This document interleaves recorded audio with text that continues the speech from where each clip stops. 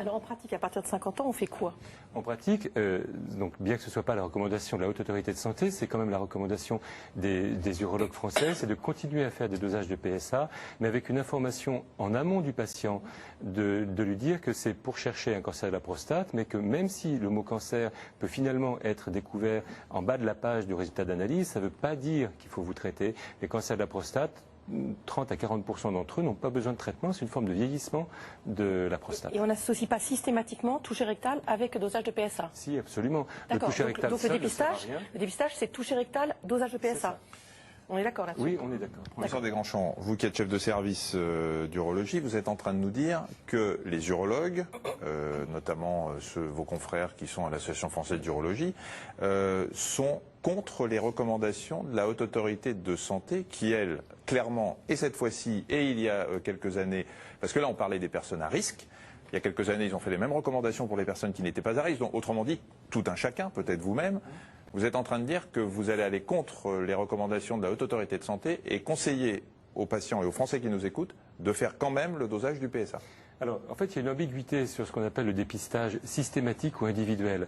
La Haute Autorité de Santé s'oppose à un dépistage systématique. Ce dépistage systématique, c'est à partir de 50 ans, tous les ans, vous recevez dans une enveloppe un bon pour un dosage de PSA. Ça, personne ne pense que c'est utile. Par contre, le dépistage individuel, c'est utile. C'est dans une relation entre le patient et le médecin qu'on juge s'il faut ou pas faire le dosage de PSA, si on juge s'il faut ou pas après faire des biopsies. Donc c'est un acte médical. Mais comment vous jugez, puisque vous-même, vous avez un facteur. Alors je vais vous poser la question oui. En tant que non médecin, vous avez des facteurs de risque? Non, je ne suis pas afro-américain. Vous avez plus de 50 ans? J'ai 51 ans. Vous avez 51 ans, donc aucun facteur de risque. Donc vous avez décidé, même en dehors du papier que vous allez recevoir, de faire votre dosage de PSA. Moi, oui, parce pourquoi tous les Français qui nous écoutent ne feraient pas la même chose que vous? Je leur conseille de le faire régulièrement, mais ça ne doit pas être fait automatiquement avec la sécurité sociale, parce que le dépistage du cancer de la prostate, c'est pas juste un dosage. Il n'y a pas de PSA normal. Le PSA normal est dit officiellement à 4, mais à 4 de PSA, il y a encore 20%, 22% des patients qui ont des cancers, mais qui sont des cancers de moins en moins graves. Et à l'inverse, on peut avoir un PSA à 15 ou à 20, voire même plus, sans cancer. Et donc, de se rassurer simplement sur un dosage à 3 est une bêtise. Et une dernière chose encore, après on passe à votre histoire, Dominique.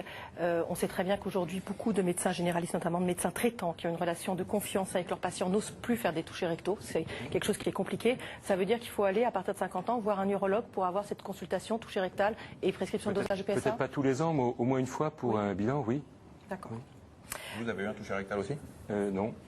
Bon, Michel, on ne va peut-être pas passer en revue toute la vie privée du professeur Desgrands-Champs. Il faut être acrobate. Hein. Alors, on va revenir à des choses plus loin. Dominique, vous